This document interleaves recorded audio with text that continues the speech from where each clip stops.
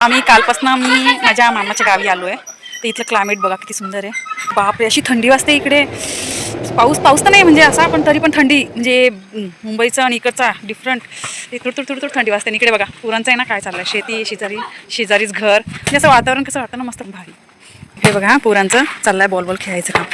संध्याकाळचा टायमिंग झालाय, 7 वाजले तरी. आणि श्री बघा असं खेळतं, छान खेळतं.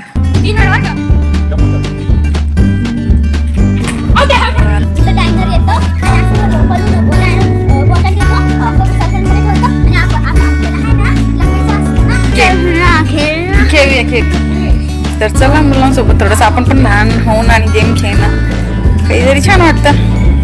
श्री बाकी ना, तर आम्ही सगळे आऊट झालोय. आता फक्त श्री बाकी आहे. श्री आपल्याला वाचवत होती.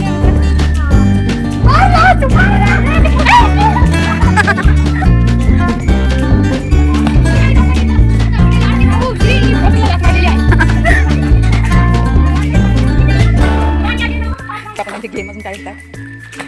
तर मी झाली आहे आऊट, श्री पण झाला आहे आऊट. आता होता तनू आणि केलं